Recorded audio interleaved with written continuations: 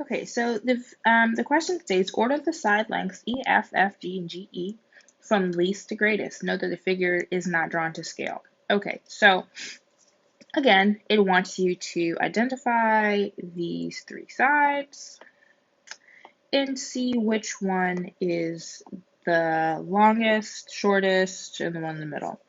And I know you guys are like, you can't figure that out, Miss Evans. I know. You're gonna learn it today. Okay, so this is sort of a two-step question. So the first thing you need to know how to do is you need to solve for this angle. So solve for missing angle, you know. And I know someone's like, that has nothing to do with what we're talking about, blah, blah, blah. Somebody's already turned off the video and just asked me for help, and I probably told you to come back and watch it again. You're fine. So first thing you're going to do is you're going to add these two up, right? And that's 125, and then you're going to strap that from 180 to find the missing angle. Put in the calculator because I tend to do these things wrong when I'm making videos. Okay, so the missing angle, so angle F, is 55 degrees. I know someone's like, you're so slow doing math. Yeah, whatever. So here you go, 55 degrees. So this is the part that you now need to know. The angles, right? So let's say, I'm going to put this in red. So angle F right here is right there. Now, when you look at this angle sort of points, not really, but it's opposite this side, okay? So angle F has a direct relation, or an angle has a direct relation to the opposite side of the triangle every time, okay? That's just the way that it is. So I'm just going to put this out there. I'm going to highlight that out there, and this is GE, segment GE, okay? And then I'm going to do E, which is 45, and that has a direct relation to this one over here, which is FG, and FG, segment FG, and let's do green.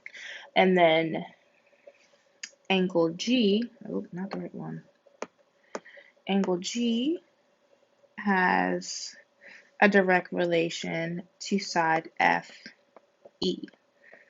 Okay, now these direct relations are essentially saying that the angle relates to the side length. So angle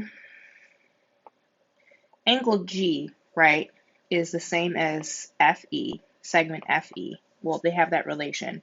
And this is 80 degrees. Okay, that is the longest one. So because they're in relation to each other, angle G is the biggest angle, so angle F is the longest side.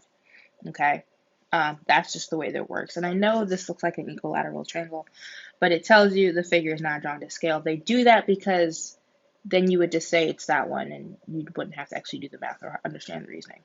Whatever, we like to trick you guys. Anyway, so the next one, I would say, okay, well, there's 80. The next one, I have two left, it's 55 and 45. Well, 55 is the next one. So I know that's angle F, and that corresponds to GE, and that is 55 degrees. And then the last one is angle E, which corresponds to line FG, which is 45 degrees. So I know I wrote this backwards, but it's least to greatest.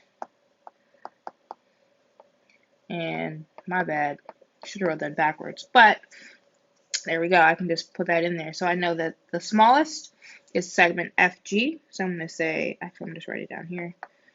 FG. And then the next one is GE. And the next one is FE.